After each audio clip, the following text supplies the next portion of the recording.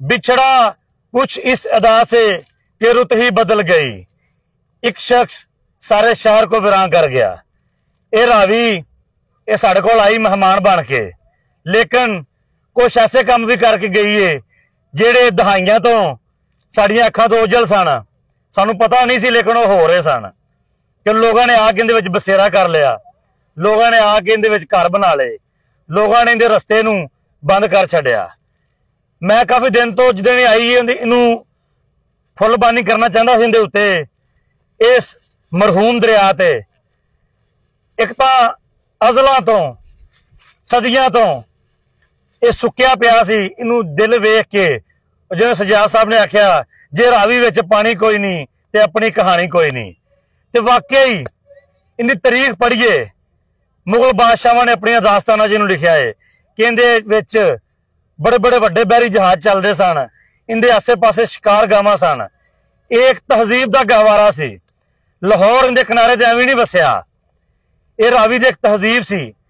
पुरानियां किताबां च रगवेद च ते महाभारत च इनू इरावती किया गया है, जिहड़ा विगड़दा विगड़दा बाद रावी बन गया। इरावती मतलब अग दा दरिया, क्योंकि इनका पानी बहुत सुरख है, गदला पानी।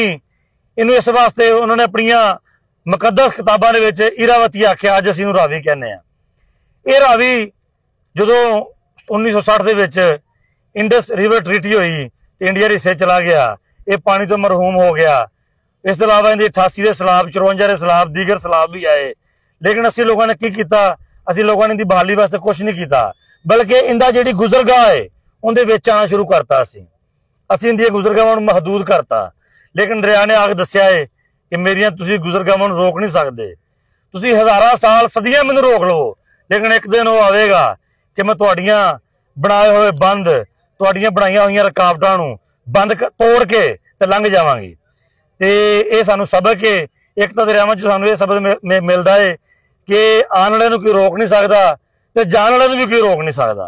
ये अज का मेरा मैसेज इहदे मैं फुलबानी की मेरे, क्योंकि मैं चाहता सी ये आईए तो इनका इस्तकबाल करता, लेकिन जदों ये आईए तो अपने नाल ये बहुत ज़्यादा जिमींदारां दा नुकसान ते बहुत ज़्यादा लोगों का नुकसान भी किया, क्योंकि लोग इहदे विच आके वस गए सी। हुण मैनूं पता है कि सालां लग जाने ने, फिर सानू इहदा पानी वेखना नसीब नहीं होना, फिर वो नाली फिर वक्त आएगा साडी कोई अगली नस्ल, साडे कोई बच्चे इहदे ते आने वाली रौनक वेखणगे। ते अज दिल नूं सुकून वास्ते मैं फुल लैके आया ते इहदे उत्ते मैं नशावर किते आके, ताकि वक्त दे नाल करी जिंदगी फिर मौका बनिया ते इहदा असीं पानी वेखांगे।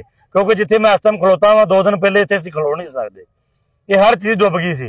ऐ राह है जिहड़ा रेत कड्ढण वाले ट्राले ट्रक ट्रालियां इस रस्ते दे उत्तों गुजरदियां सन, इन्हें उस राह नूं इन्हें हर चीज़ नूं लोकां नूं विचों निकलण ते मजबूर किया।